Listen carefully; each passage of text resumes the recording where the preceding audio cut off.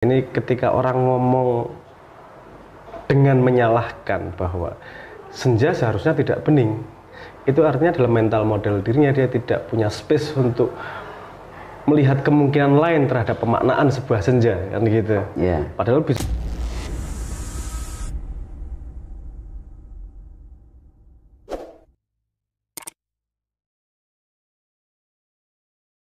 Assalamualaikum warahmatullahi wabarakatuh, sahabat Mata TV. Berjumpa lagi di program Mental Talk atau Meet Talk di Ramadan tahun ini. Kali ini kita sudah kedatangan tamu yang sangat spesial, yang kita nanti-nanti kehadirannya, Mas Sabrang Maudamar Panuluh. Matur nuwun, terima kasih. Gimana Mas Sabrang, sehat? Ya, insya Allah sehatnya, warasnya itu perlu dipertanyakan lagi. Jadi gini, Mas Sabrang, ini adalah acara yang membahas tentang mental talk ya, tentang kesehatan mental. Tapi memang di beberapa sesi kita menghadirkan psikolog untuk melihat permasalahan mental, kesehatan mental ini dari sisi psikologi. Tapi kemudian kita juga mau memperluas cakrawala dengan melihat bahwa kesehatan mental itu permasalahan yang melibatkan banyak faktor gitu kan. Bukan hanya faktor psikologis, tapi juga ada faktor mungkin bagaimana cara orang berpikir, cara orang merasionalisasi masalah, cara budaya kemudian membentuk individu, itu juga kan sedikit banyak pasti mempengaruhi bagaimana kemudian setiap individu mengelola kesehatan mentalnya. Nah, kita akan bicara terkait hal-hal tersebut, Mas Sabrang. Siap. Pertanyaan pertama, saya dengar Leto sudah merilis lagu terbaru, Mas. Iya kayaknya, Mas. Iya, sepertinya gitu sekitar 2 mingguan yang lalu. Sebening Senja, Mas. Ya, betul. Itu tentang apa, Mas? Yang paling banyak ditanyakan orang adalah ketika kenapa senja kok bening? Senja kan buram. Betul. Ini mari kita sambungkan itu sama mental health. Mental health itu salah satu aspek dari mental model. Karena semua orang pasti punya mental model, dia sadari atau tidak. Nah, ini ketika orang ngomong dengan menyalahkan bahwa senja seharusnya tidak bening, itu artinya dalam mental model dirinya dia tidak punya space untuk melihat kemungkinan lain terhadap pemaknaan sebuah senja, kan gitu. Yeah. Padahal bisa dimaknai macam-macam. Betul. Dan nggak harus benar salah, ini pemaknaan orang kok. Nah, kalau kebetulan di lagu itu ya argumentasinya sederhana. Kalau kita menganalogikan hidup sebagai terang dari pagi, lahir dan meninggal ketika sudah gelap, artinya senja itu posisi dia sudah matang, sudah dewasa, dan seharusnya ketika dia sudah matang memandang dunia itu lebih bening, lebih jernih. Dia tahu apa yang penting, apa yang tidak, apa yang bikin mental health atau yang tidak. Karena kalau misalnya paling gampang, banyak itu penelitiannya. Ketika pertanyaan ditanyain pada orang sakit yang mau meninggal atau udah tua, ditanyain kalau kamu mau menjalankan hidupmu berbeda gimana? Aku kan lebih menghargai berkumpul bersama teman-teman, bersama saudara. Nggak ada yang harapanku duitku lebih banyak, nggak ada yang kayak gitu. Ya, betul. Artinya ketika sudah tua, sudah jernih memandang apa sih yang penting di hidup, kayak gitu.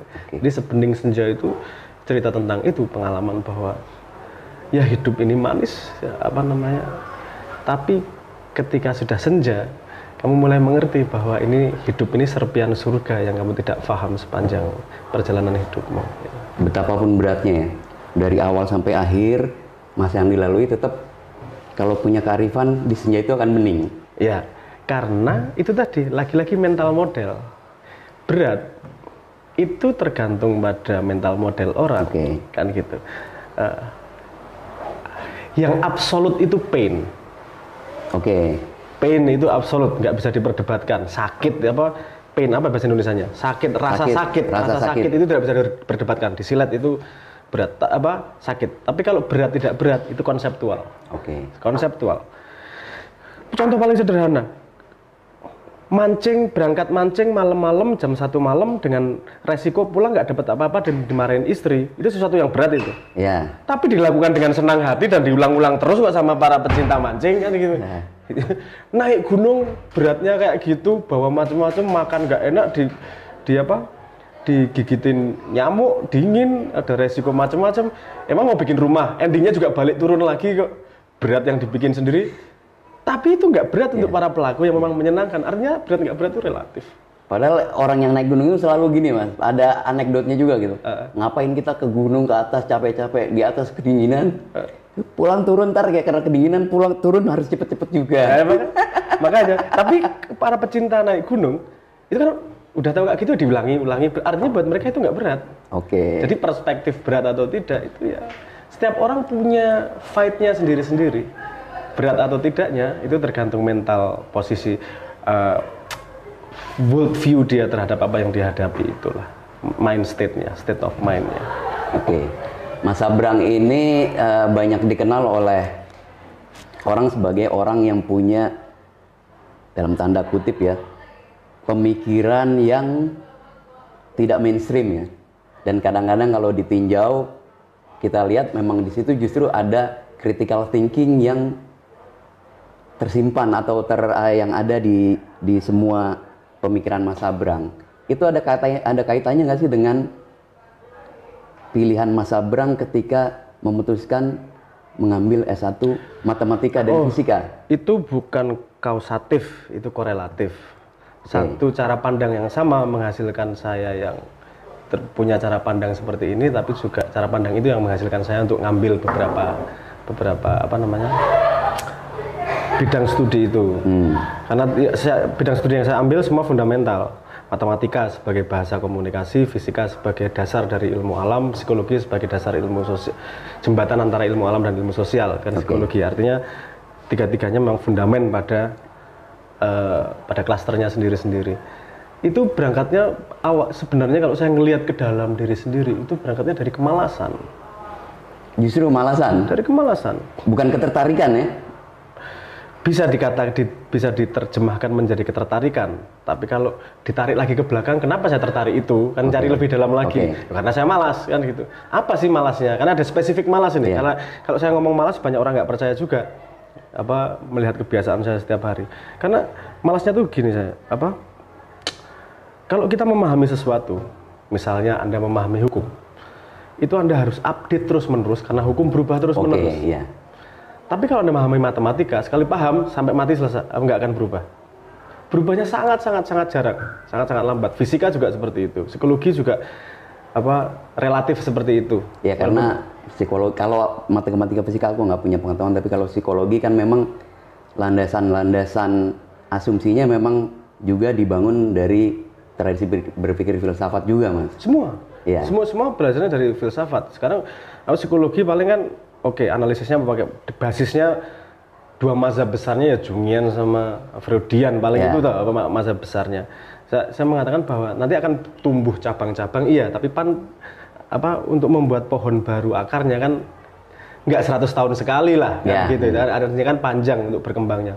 Kalau matematika udah sangat jarang itu bikin, hampir nggak mungkin lah dalam tanda petik, nggak mungkin. Ya, ini mungkin kalimat saya akan dibantah orang yang nggak paham matematika ya. Tapi saya ada argumentasinya itu kenapa. Artinya memang saya mencari sesuatu yang fundamental. Jadi ngelihat apa-apa, itu ngelihat ini permukaan yang terjadi sekarang. Atau cuman fenomena 10 tahun. Atau fenomena 100 tahun. Saya pengen mencari dasar fenomena yang berjalan sepanjang zaman. Sehingga saya tahu akarnya dan bisa melihat sesuatu yang terlihat sementara ini menjadi lebih clear. Ini hanyalah wajah baru dari fundamen yang sama kan gitu. Sama-sama orangnya wajahnya tua, dan orangnya sama, wajahnya mungkin berbeda. Makanya yang saya lihat adalah orangnya. Makanya ada kalimat gini. Waktu itu saya ada acara di mana ya? Salah satu konser lah. Saya mengatakan kalau cinta diserahkan pada mata, apa yang terjadi ketika wajah menua? Ya kan artinya untuk sesuatu yang fundamental, letakkan pada sesuatu yang fundamental. Dan menurut saya pemahaman adalah sesuatu yang fundamental. Sehingga orang mengatakan bahwa pandangan saya tadi itu tidak mainstream. Saya juga tidak dengan sengaja pengen mainstream. Ini naluriah orang fisika aja, pengen mencari yang fundamental Males. Ngapain kita nyari ekspresi-ekspresi? Fundamennya gimana sih? Hari ini cara marahnya A, besok cara marahnya B. Fundamennya kan karena dia marah. Sebabnya apa? Kita cari sebab utamanya sehingga ekspresi marah yang berbeda tiap hari jadi nggak keluar kan. Contohnya melihat sebuah masalah adalah seperti itu. Itu termasuk critical thinking sih itu Mas. Kalau orang biasa kan males gitu, Kalau males ya cari jurusan yang nggak ada hitung-hitungannya gitu kan. Ini kok malah males tapi masuknya matematika fisika yang jelimet gitu loh. Kalau pandangan orang umum kan seperti itu Mas. Ya kalkulasinya berbeda. Kalkulasinya berbeda. Karena menurut saya ada gini, males kan dorongan untuk tidak mau melakukan sesuatu. Tapi ada faktor lain dalam hidup yang kamu harus melakukan sesuatu. Karena manusia punya needs nih. Manusia punya kebutuhan. Artinya kamu harus melakukan sesuatu untuk memenuhi kebutuhanmu, whatever kebutuhanmu. Mau makan, minum, kayak keinginan, whatever itu kebutuhan. Artinya kamu harus melakukan sesuatu mau tidak mau. Jadinya kan aku nggak mau melakukan sesuatu, tapi aku harus melakukan sesuatu. Gimana caranya? Aku melakukan sesuatu yang sesimpel mungkin untuk bisa digunakan untuk yang harus aku lakukan reach sebanyak mungkin. Itu cuma ngomong rasio leverage aja, input output rasio aja. Menurut saya rasio yang paling besar adalah belajar yang fundamental sehingga saya bisa masuk di bermacam bidang ilmu tinggal lebih mudah kan gitu. Nah, sebelum